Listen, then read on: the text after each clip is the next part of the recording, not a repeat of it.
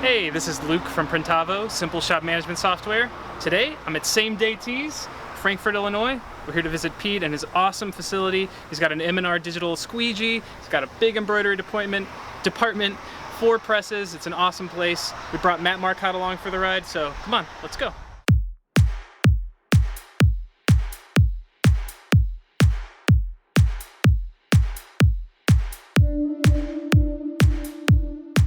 All right, Same Day Tees, Bolsoni. Take it away, Pete. Show us your space. Okay, we're gonna walk through. The front is our showroom, and as we walk in, we got our office with our sales and art department together. They collaborate a lot, so it's good to have them in the same space, barking at each other. We also do vinyl up here. Say hi, everybody. Hello. Hi, everybody. Sabrina.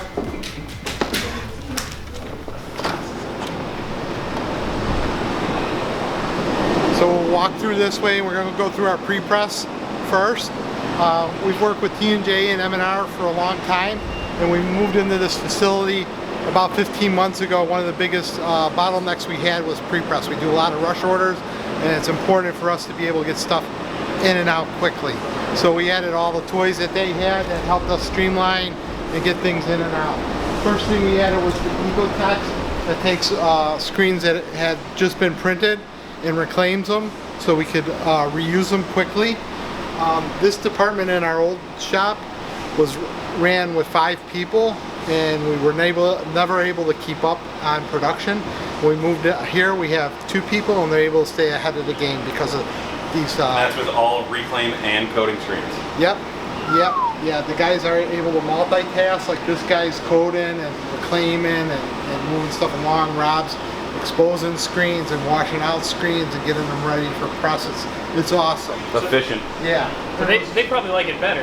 Well, you know, there was guys that had to take the dirty screens, 2 of them, and all they did is stood at a sink with a power washer for 8 hours a day, and unless they were really gooped up on GOP, it wasn't the job that most people wanted, you know. But now they go through, and it's a lot more streamlined. So we go from here. Our whole screen department is climate controlled. We got humidifiers, dehumidifiers, heaters, the HVAC system in the whole place. So after everything's reclaimed, it comes in here to dry and get the humidity out.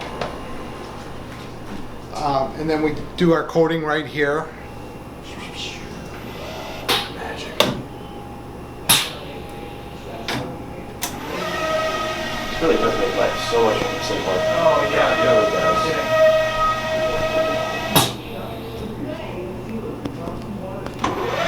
I love the last little bit. That's the most amusing part.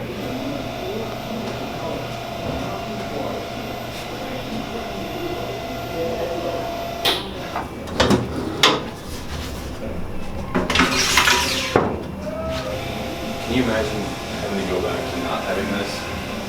The whole pre-press. Could you imagine going back to having the whole pre-press? I wouldn't be here. Yeah, right.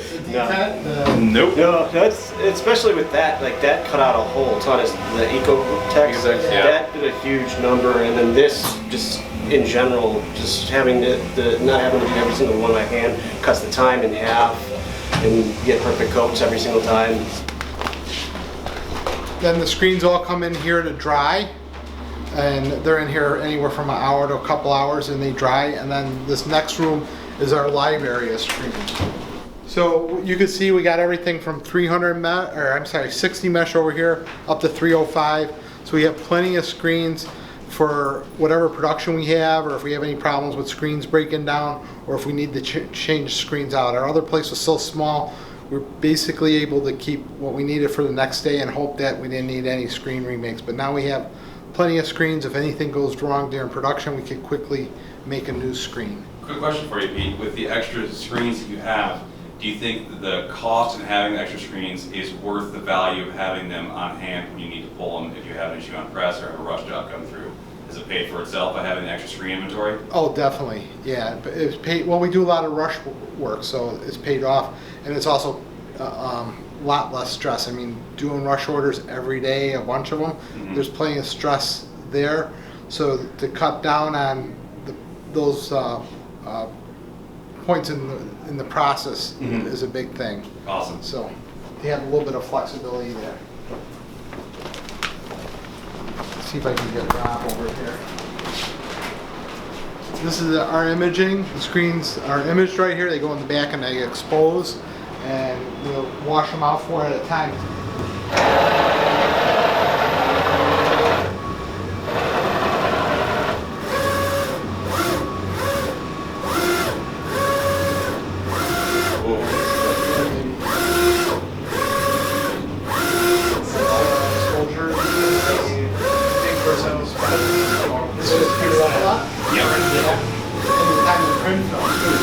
This just does it real quick.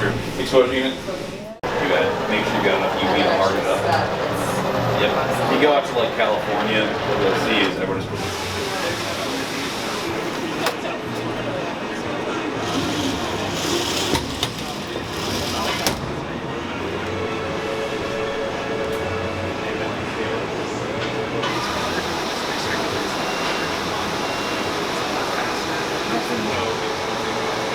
Just went through the pre-press, and now we're going to go through the screen print part of the shop.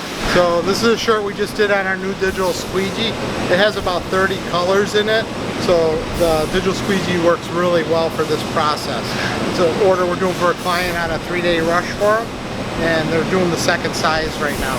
This is our 18 color press with our new Digital Squeegee. We're doing some awesome stuff since we got it at the beginning of the year.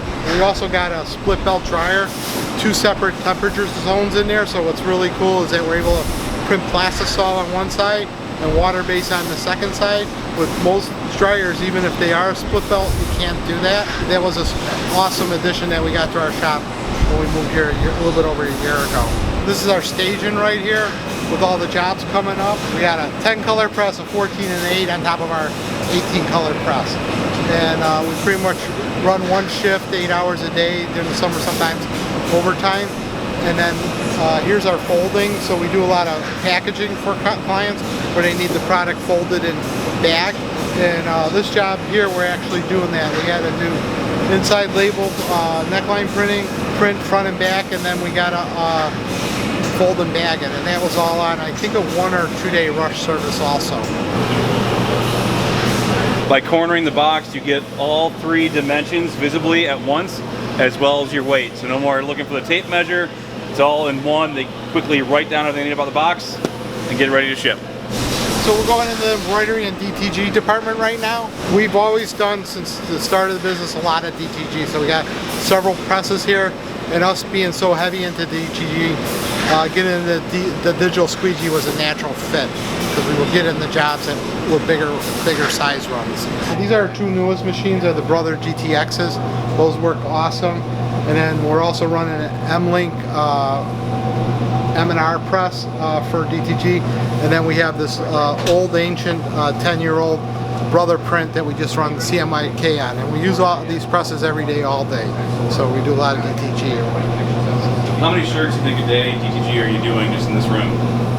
Today I think they're about 450. So when you think each press only does about 20-25 an hour, it's a pretty full day. Absolutely. So yeah, so it's always stayed busy, and as we add presses, we seem to fill the capacity up pretty quickly. We run a lot of embroidery. We have a couple presses, 6 heads. Heart and soul, I'm a screen printer, so I've been involved with embroidery probably about 35 of the years, and screen printing 40 of the years. All right, Pete, thanks for having us. One thing that impresses me with you is your story and how you were in the industry and then out and then back in, and have kind of taken a massive run with it and had a lot of success. So can you give us a little background on Pete and how CNTs began? About 40 years ago, Scott Fresher came out with a book saying how to print t-shirts for fun and profit. That's it, yeah. And that book was in a binder, and you used it like a Bible. You wrote in it, you got emulsion on it, you got ink on it. And about a year after he came out with the book was carried by everybody back in the day. He decided to do a class. So I was 17 years old. He had a class in Arizona.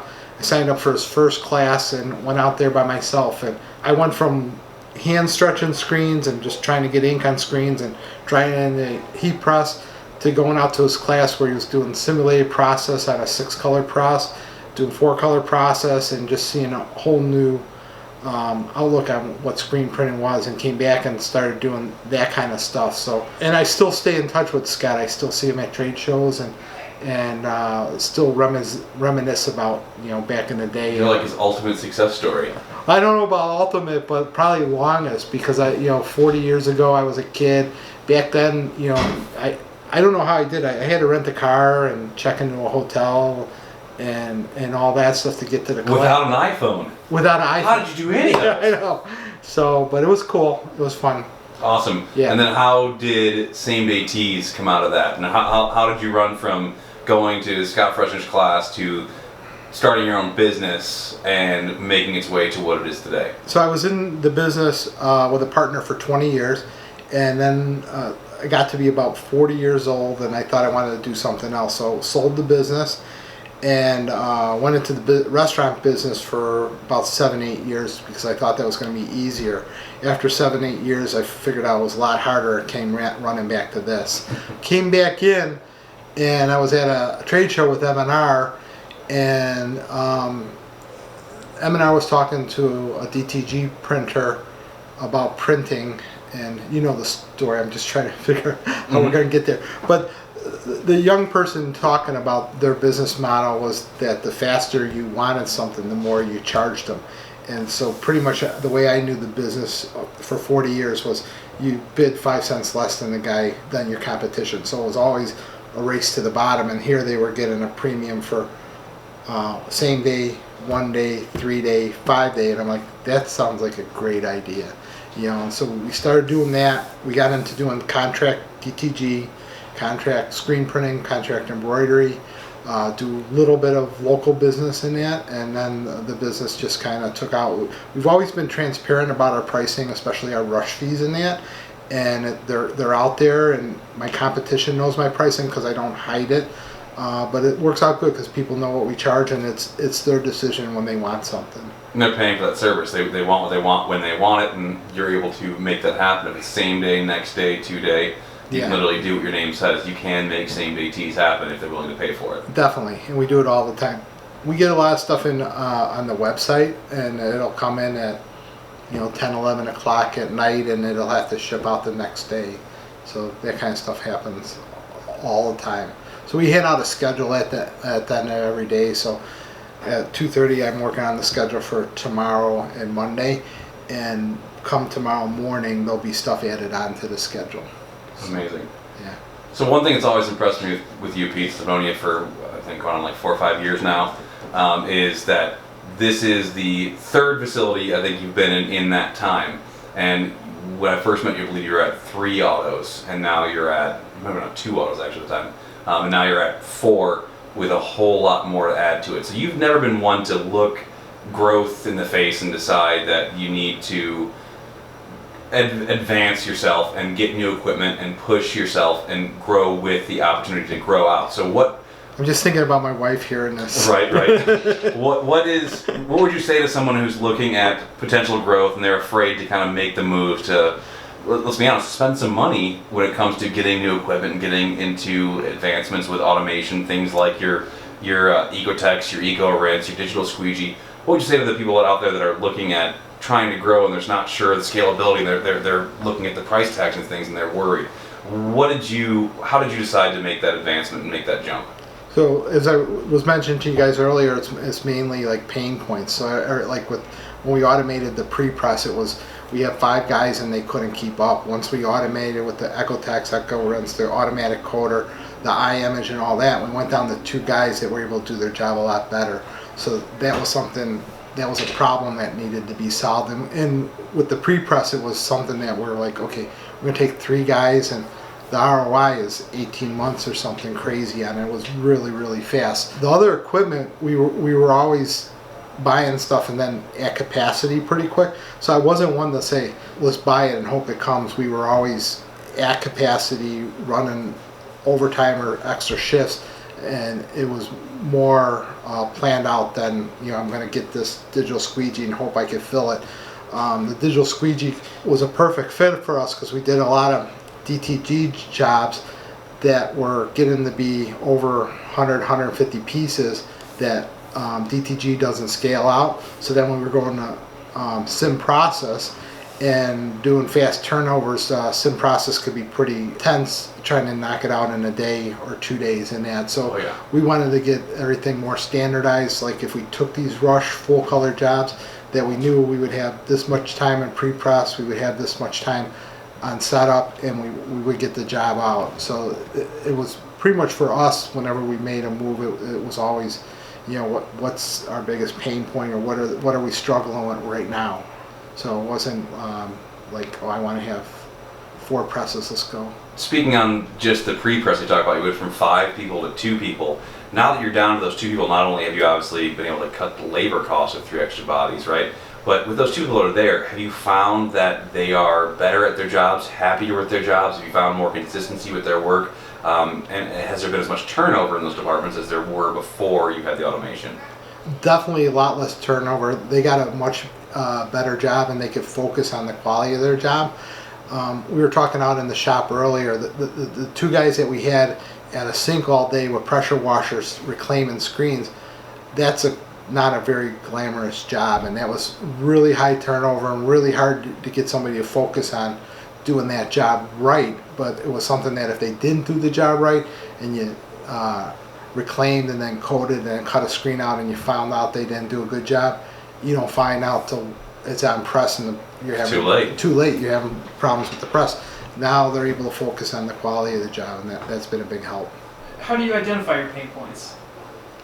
You know, like is it listening to the production people? Is it looking at invoices? How do you approach that? Probably listening to my staff, and then the things that you think about at 3 in the morning usually is a pain point. So the things that are keeping you up at night, you know, like sim process, we were getting a lot of it because people were wanting DTG, right. And so it was like there's got to be a better solution, but there wasn't up until when M&R came out with this the Digital Squeegee. When we moved into the shop, we had bought equipment that when and if the Digital Squeegee came to market, we were ready to go. So we wouldn't have to buy a new press, we wouldn't have to buy a new dryer and all that.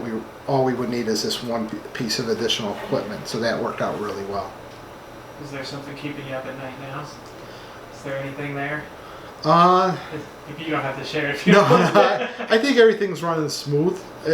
I think that you know, being in the industry from a long time ago to now, it's been fun because you know, I'm not just doing 1-2 color jobs every day. I'm doing challenging things, and the Digital Squeegee, there's a small group of us that have it all over the world, so we talk to each other.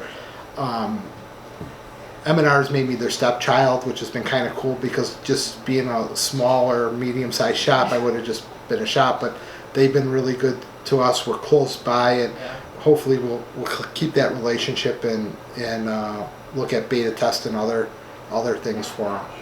Yep, I know that's on the horizon too, but we can't talk about that stuff quite yet, but definitely exciting stuff. Definitely. Anything else? Yeah, thank you, Pete. Yeah, Thank you guys. Thanks for coming out.